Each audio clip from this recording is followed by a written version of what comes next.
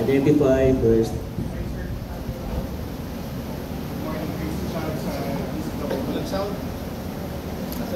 Sir, follow up lang doon sa question kanina. Sir, bakit sa tingin nyo pinatay ng NBI sa kanilang pag-ibig instead of transferring it already sa HORL, Senate? Hindi ko actually alam eh. Nagkakabot din ako ng ulo eh. Kasi talagang yun ang procedure. Kasi katatapos na last year lang yan, di ba? 2022, kung hindi ako nagkakamali, memory serves, si Lincoln Ong diretso sa Senado eh. Kasi doon ko siya pinuntahan sa Senado. Nag-away pa nga kami nung sino ba yung general dating sergeant at arms ng Senado? Balahadja. Ha? Hindi, sa Balahadja, mabait yun eh. Nakasama ko sa Bangladesh Bank Scam at saka yung sa fertilizer fund scam. Noong natiting din yung mga kliyente ko, na-release din. Yung sumunod kay Balahadja, nung nag-retire na si Balahadja, siraulo noon eh. Alay mo, nagkausap ko yung kliyente ko, pinalalabas ako. May kumapit ako sa silya. Sabi ko, kung ilalabas nyo ako rito, on record yan, kung ilalabas nyo ako rito, bubuhatin nyo ako. Hindi ako lalabas on my own 2 feet. Nagdalawang isip yung mga gwardiyo kasi bigat ko eh. Bubuhat ka. Sabi niya, sir, hindi, okay lang. Hindi nakakadyahin yung maluslusan, ano? Anyway. So, sir, confirm lang namin, pinag-aaralan nyo or definitely na magpo-file kayo ng case against them dahil... We will file. Hindi pwede, these things cannot go unaddressed para hindi na ulitin. Hindi pwede ganito. We are a government of laws and not of men. We follow the force of law, not the law of force.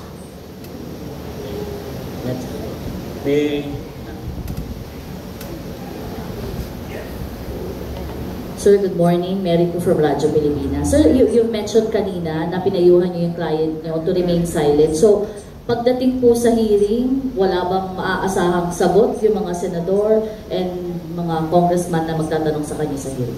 We shall see depending on the question. Basta hindi self-incriminatory kasi they have to realize, sana ma-realize ni Risa, si Risa number 1 na violator ng batas eh. Mambabatas pa naman siya.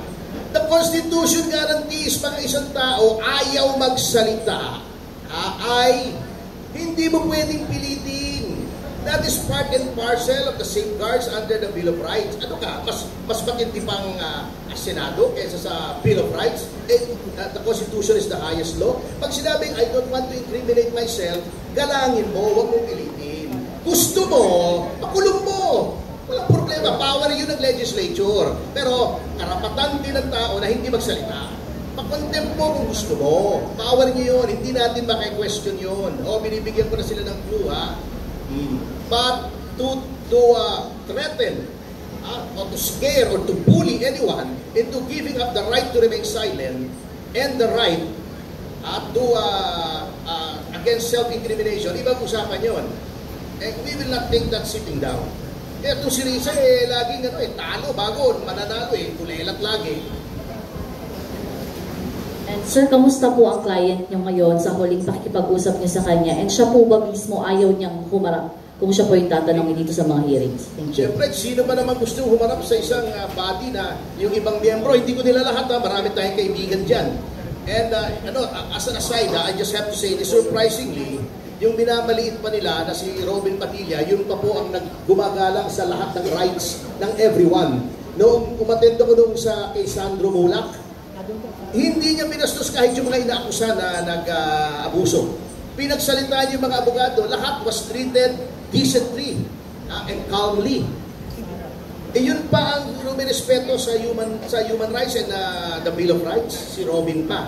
Yung iba dyan, talagang akala mo mas mataas pa sila sa konstitusyon.